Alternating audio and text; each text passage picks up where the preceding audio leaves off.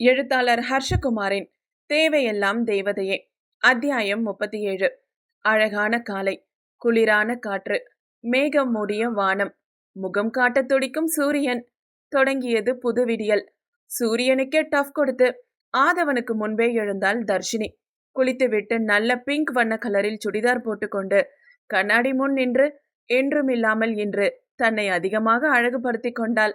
மாதவன் அப்பொழுதுதான் எழுந்து பாத்ரூம் போக வெளியே வந்தவர் தர்ஷினியை பார்த்து அதிர்ச்சியில் வாயில் கை வைத்து அப்படியே நின்று விட்டார். அவரை பார்த்ததும், என்னவா, எதுக்கு இந்த ஃப்ரீஸ் மோட் என நக்கலாய் கேட்கவும், மாதவன், இது நிஜமா இல்லை கனவா தன்னை கிள்ளி பார்த்து கொண்டவர், அம்மாடி, மணி இப்போதான் 5 ஆகுது, அதுக்குள்ள எழுந்து குளிச்சு கிளம்பி, ஒரே ஆச்சரியமா இருக்குடா. இங்க பாரு, உடம்பெல்லாம் புல்லரிக்குது. அது இருக்கட்டும், சரி வாப்பா என அவரின் கையை பிடித்து இழுத்து வெளியே செல்ல பார்க்க, எங்கம்மா இழுத்துட்டு போற? பா, எனக்கு ஃபைனல் எக்ஸாம் ஸ்டார்ட் ஆக போகுதுப்பா. எல்லாம் குரூப் ஸ்டடி பண்றாங்க. வா, என்னையும் கொண்டு போய் விடு. வா. எங்கடா கொண்டு போய் விட சொல்ற? வேற எங்க? தேவா வீட்டுக்கு தான். இந்த மாதிரி தொல்லை பண்ண கூடாதுன்னு தான் உனக்கு அப்பா ஸ்கூட்டி வாங்கி கொடுத்தேன்ல, அதுல போடா. போப்பா, நீதான் என்னையும் தேவாவையும் பிரிச்சிட்ட. எத? நான் பிரிச்சேனா? மாதவன் முட்டை கண்களை விரித்து கேட்டார். ஆமாப்பா, அந்த ஸ்கூட்டிய வாங்கி கொடுத்து எங்களை பிரிச்சிட்ட. இனி எனக்கு அது வேணாம்ப்பா. இப்போ கேள்வி மேல கேள்வி கேட்காத, எனக்கு டைம் வேஸ்ட் ஆகுது. வாப்பா, என்னை கொண்டு போய் விடு. கையோடு வெளியே இழுத்து சென்றாள். எம்மாடி, சட்டையாச்சும் போட்டுட்டு வரேன். இந்தா இருக்கு பக்கத்து தெரு, அதுக்கு எதுக்கு உனக்கு சட்டை பேண்ட்? பேசாம வண்டியை எடுப்பா. மாதவன் தலையில் கட்டிய முண்டாசு, கைலி ஒரு வெள்ளை பனியன் போட்டிருக்க பாவம் பார்க்காமல் அப்படியே இழுத்து சென்றாள். வண்டி ஓட்டி செல்லும் போது ஒரு சிலர் டீ கடையில் நின்றவர்கள் மாதவனையே பார்க்க, கால கடன் முடிக்க போனது ஒரு குத்தமாடா, நான் பெத்த சோதனை, எனக்கு இப்படி ஒரு வேதனையோ குடுக்குது என தலையில் அடித்து கொண்டே வண்டியை ஓட்டினார். பா, எதுக்கு இப்படி சலிச்சுக்கிற? இந்த காஸ்டியூம் கூட உனக்கு நல்லாதான்ப்பா இருக்கு. எது? இந்த தோட்டக்கார ட்ரெஸ்ஸா? ஆமாப்பா, அப்படியே இருக்க. ஏம்மா சொல்ல மாட்டேன்? உனக்கு செல்லம் கொடுத்து வளர்த்ததுக்கு இதுவும் சொல்லுவேன், இன்னமும் சொல்லுவேன். உனக்கு வரப்போறவன் ரொம்ப பாவம், என்ன பாடு பட போறானோ. இறங்கு கீழே. என்னப்பா முன்னாடியே இறக்கி விடுற? நடந்து போ. தேவா வீட்ல யாராச்சும் பார்த்தா பைத்தியமா இவன்னு நினைப்பாங்க. போமா போ என்றவர் விட்டால் போதுமென வண்டியை திருப்பி கொண்டு சென்று விட்டார். எனக்கு வரப்போறவன் பாவமா என யோசித்தவள், அவன்கிட்டயே கேட்டுருவோம் என வீர நடை போட்டு சென்றவள் தேவாவின் வீட்டின் முன்பு நின்று காலிங் பெல்லை அழுத்த கலாவிற்கு திடுக்கென தூக்கி வாரி போட்டது. யார் இந்த நேரத்துல என யோசித்தபடி தலைமுடியை அள்ளி கொண்டே இட்டவர் வாசற் கதவை திறந்து பார்க்க அவர் கண்களை அவராலேயே நம்ப முடியவில்லை. தேவதை என மின்னியவளைக் கண்டு வாயடைத்து போனார். ஹாய் அத்த என ஹாயாக உள்ளே நுழைந்து சோபாவில் அமர்ந்தவளை அதிர்ச்சியுடன் பார்த்து கொண்டிருந்தார். என்ன அத்த அப்படி பாக்குறீங்க? அழகா இருக்கடி செல்லம் என நெட்டி முறித்தவர். ஆமா, என்னம்மா இவ்ளோ சீக்கிரம் கிளம்பி வந்திருக்க? அதான் ஃபைனல் எக்ஸாம் ஸ்டார்ட் ஆக போகுதுல்ல, சரி குரூப் ஸ்டடி பண்ணலாம்னு வந்தேன். கலாவதி, ஓ என்றவர் சந்தேக கண்ணுடன் அவளை பார்க்க அவர் பார்வையை புரிந்து கொண்டவள், என்ன அத்தா லுக்கு மாறுது? இல்ல, படிக்கணும்னு சொன்ன, கையில புக்க காணுமே, அதான் கேட்டேன். அது தேவா கிட்டதான் இருக்குல்ல, அதை ஷேர் பண்ணிக்குவோம். சரி, நீங்க போய் தூங்குங்க. எங்க அவன்? மாடியில தான் இருக்காமா. நீ போ, நான் 2 பேருக்கும் காஃபி போட்டு கொண்டு வரேன். இல்ல இல்ல, நீங்க போட்டு கொடுங்க, நானே எடுத்து போய்க்கிறேன். சரி, கொஞ்சம் வெயிட் பண்ணு, இது வரேன் என காஃபி போட கலாவதி அடுப்படிக்குள் புகுந்து கொண்டார். வெரி இன்னசென்ட் ஆன்டி, எது சொன்னாலும் நம்புது. நாம வாழ போற வீடு தானே, நம்ம ராஜ்யம்தான் போ என கனவு கோட்டை கட்ட ஆரம்பித்து விட்டாள். கலா காஃபியை கொண்டு வந்து கொடுக்க, தேங்க்ஸ் அத்த என வாங்கி கொண்டவள், அப்புறம் யாரும் எங்களை டிஸ்டர்ப் பண்ணக்கூடாது என்ன, ஓகேவா? நாங்க படிக்கணும். சரிம்மா தாயே, போ. நான் எந்த தொல்லையும் பண்ண மாட்டேன். வெரி குட் ஆன்ட்டி என்றவள் வேக வேகமாக மாடிப்படியை ஏறி பார்க்க அங்கு தேவா உறங்கிக் கொண்டிருந்தான். அவனை பார்த்ததும் புன்னகைத்தவள் காஃபியை ஓரமாக வைத்துவிட்டு அவன் அருகில் சென்று அப்படியே கன்னத்தில் கை வைத்து அமர்ந்து விட்டாள். உடலை துளைக்கும் பனிக்காற்றும் நீல நிற வானத்தில் அழகான பிறை நிலவும் தன்னவனின் அருகாமையும் அவளை உற்சாகப்படுத்த பளிச்சென நிலவின் வெளிச்சம் அவன் முகத்தில் விழுந்து பளபளத்து ஆனவனின் அழகை எடுத்து காட்ட தர்ஷி சொக்கித்தான் போனாள்.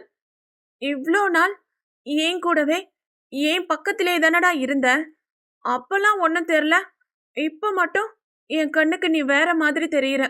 உன்னை ரசிச்சுக்கிட்டே இருக்கணும் போல இருக்குடா. என்னை விட்டு எப்ப தூரமா போக ஆரம்பிச்சியோ அப்பல இருந்து ரொம்ப பயமா இருக்குடா. என்ன வேணாம்னு மட்டும் சொல்லிராத ப்ளீஸ் என்றவள் கண்கள் கலங்கி போனாள். இவ்ளோ கிட்ட முகம் பார்த்து எவ்வளோ நாள் ஆச்சு என்றவள் அழகாய் காற்றில் அசையும் அவள் முன் தலைமுடியை தன் விரல் கொண்டு கோதிவிட்டாள். மெதுவாக குனிந்து அவன் நெற்றியில் பட்டும் படாமல் நடுங்கியபடி வெட்கத்துடன் முத்தம் கொடுத்தவள் கீழே இறங்கி அவன் இரு கண்களிலும் தன் மாதுளை உதடுகளால் ஒற்றி எடுத்தாள்.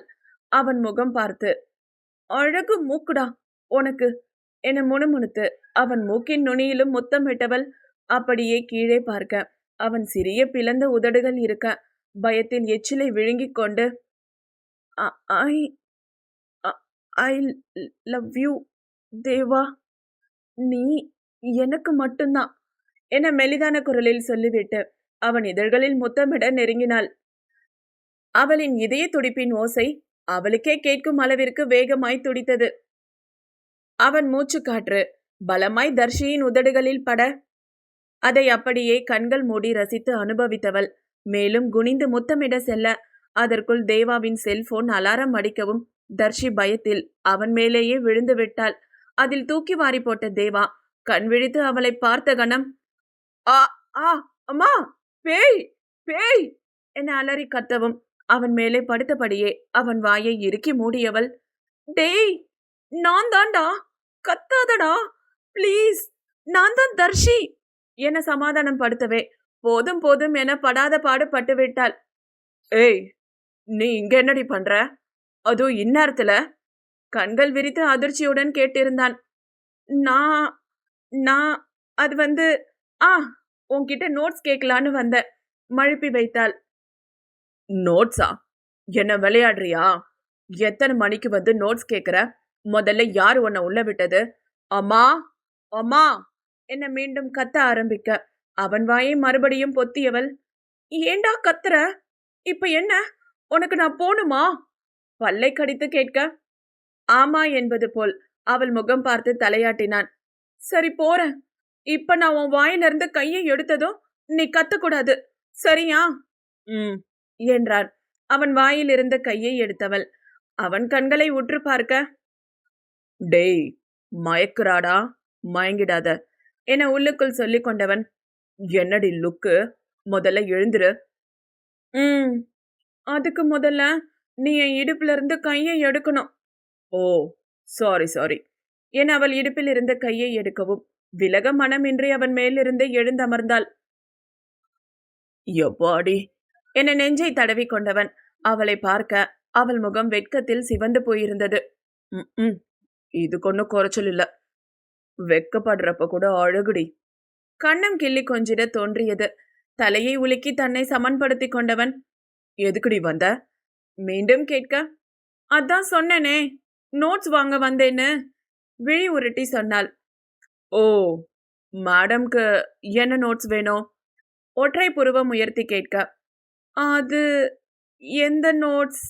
அதை விடு, அத்தை காஃபி போட்டு கொடுத்தாங்க, வேணுமா? தரவா? என்னமோ சரியில்லடி நீ. ஓர கண்ணால் பார்த்தவன் வேகமாக எழுந்து இரு வர என கீழே இறங்கி விறுவிறுவென தனது அறைக்குள் சென்று கதவை அடைத்து கொண்டான். ராட்சசி, இங்கேயும் வந்தாலும் வந்துருவா என்றவன் நெஞ்சில் கை வைத்து தடவி கொண்டான். கீழே அப்படியே சரிந்து அமர்ந்தவனுக்கு சந்தோஷத்தில் கண்களில் இன்ப நீர் பெருக்கெடுத்து ஓடியது. ஐ லவ் யூ சொல்ல உனக்கு இவ்வளோ நாள் ஆச்சாடி? எத்தனை வருஷம்டி? ரொம்ப படுத்திட்டடி வண்டு, செத்து பொழைச்சிருக்க. அவளை தொட்ட தன் இரு கைகளிலும் முத்தமிட்டு கொண்டவன் கைகளால் முகத்தை மூடி சத்தமின்றி அழுதான். அவள் விரல் கோதிய முடிகளும் உதடுபட்ட என் நெற்றியும் அவள் சுவாசமும் என் சுவாசமும் ஒன்றாக கலக்கவும் என்ன தவம் செய்தேனோ. மகிழ்ச்சியில் துள்ளி குதித்தான். என்ன செய்வதென தெரியவில்லை. ச்சே, அந்த அலாரம் மட்டும் அடிக்காம இருந்திருந்தா. உதடு கடித்து சிரித்தவன் குளியல் அறைக்குள் புகுந்து கொண்டான். ஷவருக்கடியில் நின்றவன், ஆனாலும் ரொம்ப தைரியண்டி உனக்கு. ஒரு முத்தம் கொடுக்கவே எனக்கு எத்தனை வருஷம் தேவைப்பட்டுச்சு. ஆனா நீ வீட்டுக்கே அதிரடியா வந்து முத்தம் கொடுத்து ராட்சசி என்றவனுக்கு மனம் முழுக்க சந்தோஷத்தில் துள்ளி குதித்தது. தவமாய் தவம் இருந்தேன். என் அவளின் அன்பு வரமாய் கிடைத்து விட்டது. சிறு கலங்கம் கூட வராமல் அதை பொக்கிஷமாய் பாதுகாப்பேன். ஐ லவ் யூ டி. உதடுகள் சொல்ல, ஆனாலும் அவ்வளோ ஈஸியாலாம் ஒத்துக்க மாட்டேன்டே. என்ன பாடுபடுத்திட்ட இருக்கு உனக்கு என்றவன் குளித்து முடித்து உடை மாற்றி மாடிக்கு சென்றிருந்தான். அடுத்த அத்தியாயம் நாளை. கதை பிடிச்சிருந்தா லைக் பண்ணுங்க, கமெண்ட் பண்ணுங்க, ஷேர் பண்ணுங்க. இது போன்ற கதைகளுக்கு சேனலை சப்ஸ்கிரைப் பண்ணுங்க. மீண்டும் நாளை சந்திக்கலாம். நன்றி, வணக்கம்.